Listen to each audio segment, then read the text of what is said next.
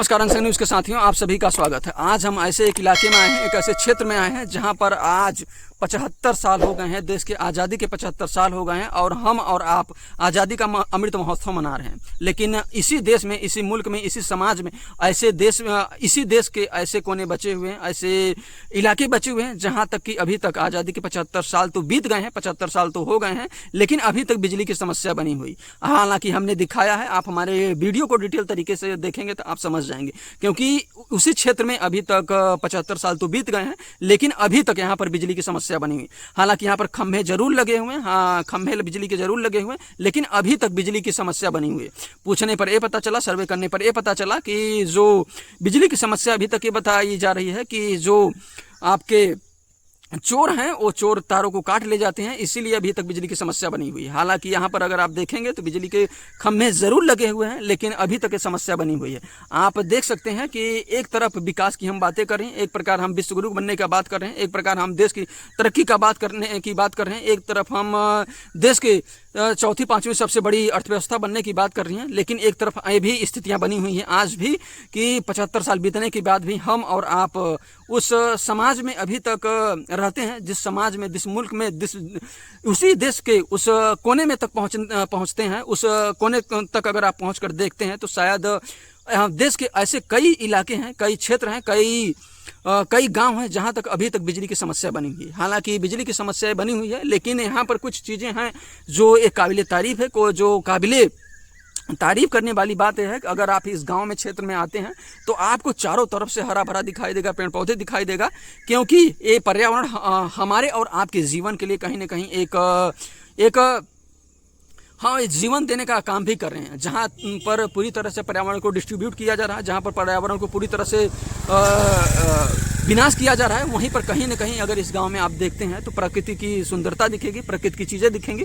हम आपको डिटेल तरीके से बताएंगे, आपको दिखाएंगे कि ये जो यहाँ पर अगर आप देखते हैं तो कितना लंबा चौड़ा यहाँ पर कितना घना पर्यावरण है और कितना पर यहाँ पर अधिक पेड़ पौधे हैं।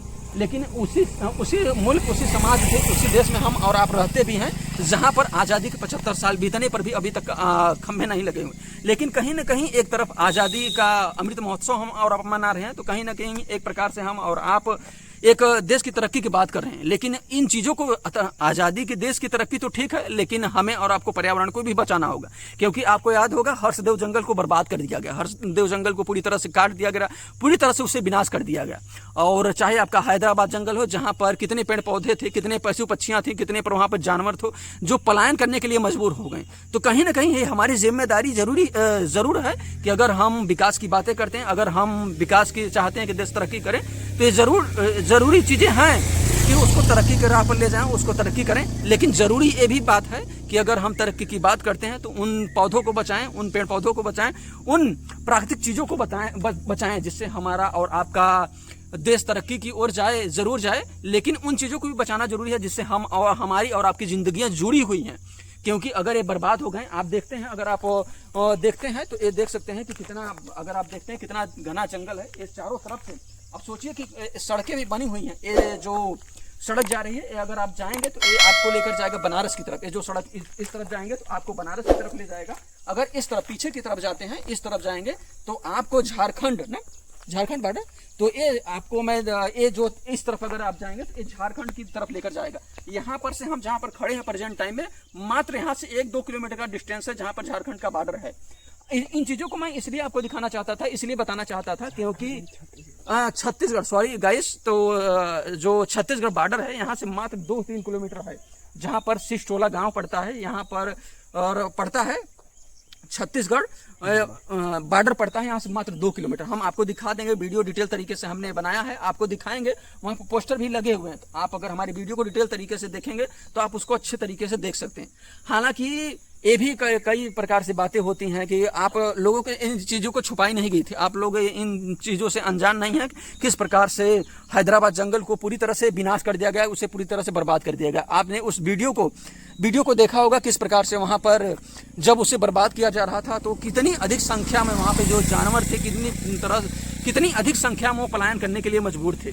तो कहीं ना कहीं ये बड़ा सवाल है कि अगर इसी तरह से हम जंगलों को बर्बाद करते रहें, इसी तरह से अगर जंगलों को तरह से हम पूरी तरह से विनाश करते रहें, तो आने वाले समय में हमारा और आपका क्या होगा। आपको पता है कि किस प्रकार से प्राकृतिक चीजें हैं, अगर हम उसको सर्वनाश की तरफ ले जाते हैं तो कहीं ना कहीं हमारा और आपका भी सर्वनाश होना तय है। इसको कोई रोक नहीं सकता। इन चीजों को हमें और आपको अच्छे से समझने और सोचने और देखने की आवश्यकता है, क्योंकि अगर इन चीजों पर कोई आवाज नहीं उठाएगा, कोई अगर इन चीजों को आवाज नहीं उठाएगा, कोई अगर इस पर बोलता नहीं है, तो आने वाले समय में हम और आप एक उस विनाश की तरफ जाएंगे जो जिस विनाश को रोकना असंभव है। क्योंकि जब प्रकृति अपनी विनाश करेगा, तो समझिए उस मनुष्य को रोकने का, और मनुष्य नहीं रोक सकता है जिस विनाश को, जब प्रकृति विनाश करेगा। क्योंकि जिस प्रकार से प्रकृति का हम और आप दोहन कर रहे हैं, जिस प्रकार से हम और आप प्रकृति का दोहन कर रहे हैं, जिसपे कि अगर आप देखना चाहते हैं कि अगर देखना है तो पानी को कितना अगर आप देखते हैं तो बड़े बड़े शहरों में जाइए, बड़े बड़े देखेंगे तालाबों किस तरीके से, कितनी गंदी नालियां हैं, कितनी वहां पर जो तालाब हैं उसको किस प्रकार से, आज गंगा की स्थिति क्या है। आज हमें आपसे छुपाई नहीं कि गंगा की स्थिति क्या है। हालांकि गंगा की स्थिति कभी हम बाद में बताएंगे, लेकिन आज जो हम इसलिए यहाँ पर्यावरण की बात कर रहे हैं, क्योंकि जब हैदराबाद को डिस्ट्रीब्यूट किया, हैदराबाद को जब सर्वनाश किया जा रहा था, विनाश किया जा रहा था, उस पर लोग हफ्ते भर छाती तोपना पीटे, सभी लोग, मीडिया हो, सोशल मीडिया पर सभी लोग छाती तोपना पीट रहे थे। लेकिन एक हफ्ते बाद उसे ऐसे भुला दिया गया जैसे कि कभी कुछ वहां पर हुआ ही नहीं था। ना भी अब तो वहां ना ही मीडिया जा रहा है, ना भी वहां पर मेन स्ट्रीम मीडिया जा रहा है, ना ही सोशल मीडिया पहुंच रहा है। हालांकि सोशल मीडिया की ही देन है कि हमें और आपको बहुत खबरें देखने को मिलती हैं, क्योंकि आप सभी को पता ही होगा कि सोशल मीडिया को किस प्रकार से हमें और आपको बोलने की आज़ादी देता है। तो अपनी बातों को रखिए, एक संवैधानिक तरीके से बातों को रखिए, एक सही तरीके से रखिए। लेकिन जिस प्रकार से हैदराबाद को लेकर, जिस प्रकार से हैदराबाद को लेकर लोग छाती हफ्ते भर पीटे थे, लेकिन अब इसके बाद एक भी खबरें नहीं आ रही हैदराबाद से कि आज उसकी स्थितियां क्या है। वहां पर कोई जाने के लिए तैयार नहीं कि उसको किस प्रकार से विनाश किया गया, उसको किस प्रकार से सर्वनाश कर दिया गया। अब सोचिए कि एक सरकार अब भी वहां पर चल रही है जिसने इस पूरी जंगलों को विनाश की ओर ले गया। तो इस पर हमें और आपको खुलकर बोलने की आवश्यकता है, हमें और आपको इसको देखने की आवश्यकता है, क्योंकि अगर हम और आप नहीं बोलते हैं तो आने वाले समय में हम आप तो मारे ही जाएंगे और सभी मारे जाएंगे। इस पे किसी का, वो कहते हैं ना कि किसी का आग लगेगी तो आएंगे कई जद में, सिर्फ हमारा ही मकान थोड़े है। तो इन चीजों को हमें और आपको ध्यान देना होगा, हमें और आपको इन चीजों पर बोलना होगा। बाकी सरकार का क्या काम है, सरकार तो वही करेगी जो उसके जहन में है। किस प्रकार से हैदराबाद को विनाश किया गया उसको लेकर काफी लोग बोले, लोग ऐसा नहीं है कि नहीं बोले, देखो काफी लोग बोले, लेकिन उस पर हुआ क्या। हालांकि सुप्रीम कोर्ट ने जजमेंट दिया, सुप्रीम कोर्ट में उस पर रोक लगाया। कहीं ना कहीं जो अब हमारी जो विश्वसनीयता है, हमारी जो विश्वसनीयता है, कहीं ना कहीं अब हमारी और आपकी सुप्रीम कोर्ट की तरफ होती हुई दिखाई दे रही है, क्योंकि सरकारों ने इतना उलटफेर कर दिया है, इतना मतलब कि आप समझिए कि इतना कर दिया है कि लोग अब सरकारों पर विश्वास कम, कोर्ट पर अधिक कर रहे हैं। तो आपके मन में क्या है, आपके सवाल क्या है कि हैदराबाद को फिर से लगाना चाहिए, फिर से उसको एक सही चीजों को दिखाना चाहिए, या फिर से उसका जो वहां पर पर्यावरण था उसको फिर से बचाने की कोशिश करना चाहिए या नहीं करना चाहिए। आप लोगों की इस पर राय क्या है, आप लोग अपनी राय कमेंट में अवश्य बताएं। और पर्यावरण को हमें और आपको बचाने के लिए क्या क्या करना चाहिए, हमें और आपको बचाने के लिए उसको क्या क्या हमें और आपको प्रयास करना चाहिए। बाकी चीज़ें हमने आपको दिखाया, और आगे चलते हैं, हम आपको डिटेल तरीके से बताएंगे, हम आपको डिटेल तरीके से दिखाएंगे कि ये जो पर्यावरण है इसको किस प्रकार से बचाया है इन लोगों ने, और किस प्रकार से यहाँ पर आप जो प्रकृति चीज़ें हैं अगर आप आकर देखेंगे तो कहीं ना कहीं आपको परेशान करेंगे कि हालांकि प्रकृति में तो दम है, और उस दम को कब तक हम आप बनाए रखते हैं। और अगर हमारा वीडियो आप प्रवेश कर चुके हैं तो ये देख सकते हैं आप कितना घना जंगल है, दोनों तरफ है, बीच में रोड है, रोड के दोनों किनारे काफ़ी घना जंगल है, काफ़ी खूबसूरत भी है। तो ये देख सकते हैं कितना घना जंगल है। इस तरीके से इसका जो डिस्टेंस है, जो घने पेड़ पौधे हैं, लगभग 3 से 4 किलोमीटर तक है। सिस्टोला गांव से सिस्टोला में ही पड़ता है, जिसमें काफ़ी घने जंगल, पेड़ पौधे और जानवर वगैरह भी रहते हैं। हालांकि वैसी घटनाएं नहीं हुई हैं, कोई बड़ी घटनाएं नहीं इधर देखने को भी मिली, लेकिन इससे पहले कुछ घटनाएं देखने को मिली थी। इसी जंगल में चीते वगैरह आए थे, इस तरीके से आप देख सकते हैं। तो इस जंगलों वगैरह में रुकना थोड़ा सा अच्छा नहीं होता है, क्योंकि आप समझ रहे हैं कब आ जाए कोई भरोसा नहीं है। इस तरीके से आप देख सकते हैं। तो देखेंगे तो यहाँ पर आए दिन बरसात होती रहती है, आए दिन, और जो मौसम है काफ़ी खूबसूरत है। और इस रोड पर गाड़ियों का भी आवाजाही बहुत कम ही रहता है। अब इस रोड पर गाड़ियों का भी बहुत आवाजाही कम ही रहता है, आवागमन बहुत कम रहता है और लोग बहुत कम ही आते जाते हैं। इस तरीके से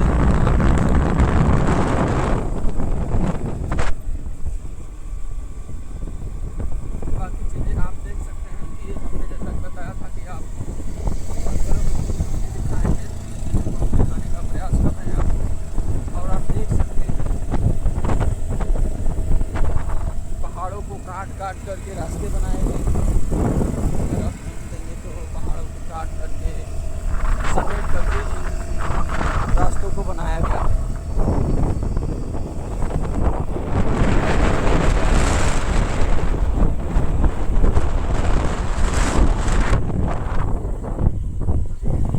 ये देख सकते हैं काफ़ी गहरा है, अगर आप ध्यान देंगे तो काफ़ी सड़क से काफ़ी गहरा है, सड़क से काफ़ी नीचे है। इस जंगल को देख के हमें काफ़ी डर लग रहा है सबसे पहले तो। बाकी ये जंगल तो बहुत घना है ही, अगर अकेले हमें लगता है आना सेफ नहीं है। रुकने का प्रयास अगर आप लोग आते हैं तो ना ही करें तो बढ़िया है, क्योंकि यहाँ कब कौन सा जानवर आ जाए कुछ कहा नहीं जा सकता है। हमारा उद्देश्य था कि आप लोगों की स्थिति आपको बता दें कि 90 से 95% आज भी घर मिट्टी के बने हुए हैं। 90 से 95% की बात कर रहे हैं। तो आप देख सकते हैं गाँव तो स्थितियाँ, सोचिए कि अभी तक इस गांव में बिजली तक नहीं आई है। आप सोचिए कि वही पुरानी चीज़ें और वही पहले की चीज़ें कैसे लोग जीवन यापन करते थे, उन्हीं चीज़ों को मैं आपको दिखाने का प्रयास कर रहा हूँ। देख सकते हैं इस तरीके से सब घर वगैरह भी बने हुए हैं और इस तरीके से आप देख सकते हैं। और इस तरीके से हल्के तो ये देख सकते हैं घर तो बने हुए हैं, लेकिन सभी मिट्टी के घर। आपको एकाध दो शायद आपको देखने को मिल जाएं पक्के मिट्टी के बने मिल जाएं। आप देख सकते हैं सी स्टोला का पोस्टर लगा हुआ है। हम लोग सी स्टोला में प्रवेश कर चुके हैं। सामने आपको पेट्रोल पानी की टंकी भी दिख रहा होगा।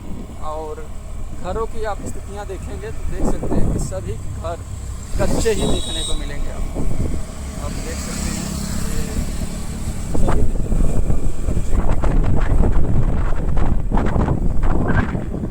इस तरीके से आप देख सकते हैं।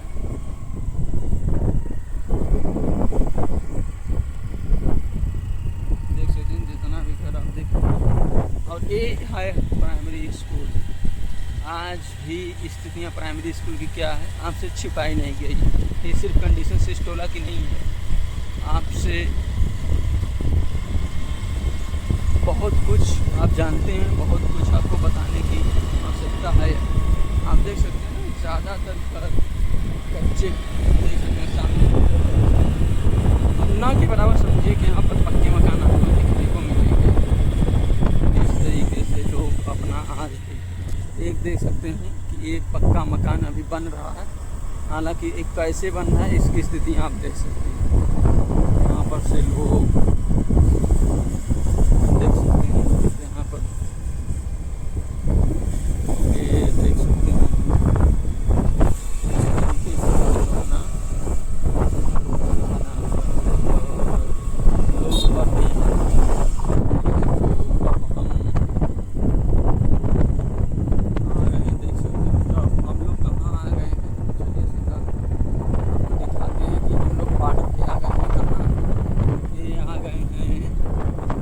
छत्तीसगढ़ बॉर्डर शासन लोक निर्माण विभाग संभाग रामानुजगंज।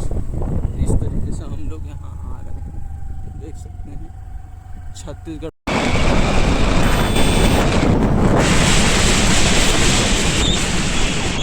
देख सकते हैं जैसा हमने आपको बताया कि अभी कि हम आपको डिटेल तरीके से दिखाते हैं वीडियो में, और किस प्रकार से यहाँ पर जो प्रकृति की चीज़ें हैं, किस प्रकार से आप सोचिए कि प्रकृति कितना सुंदर यहाँ पर वातावरण है। सोचिए कि आए दिन यहाँ पर बरसात, प्रकृति कितना, अगर आप लोग इस समय यहाँ पर आकर घूमते हैं तो सोचिए कि मनाली और शिमला का जाएगा, सोचिए कि मनाली और शिमला इसके आगे खुल यहाँ पर, सोचिए कि किस प्रकार से यहाँ पर ध्यान से, किस प्रकार से यहाँ पर प्रकृति की चीज़ें हैं वहाँ पे। हालांकि लोग इसको बर्बाद भी कर रहे हैं, लेकिन अब भी बहुत चीज़ें बची हुई हैं, जो प्रकृति की चीज़ें हैं अब भी बहुत चीज़ें बची हुई हैं। इसको लेकर हमने डिटेल तरीके से वीडियो बना दिया है, तो आप लोग हमारे वीडियो को देखना ना भूलें।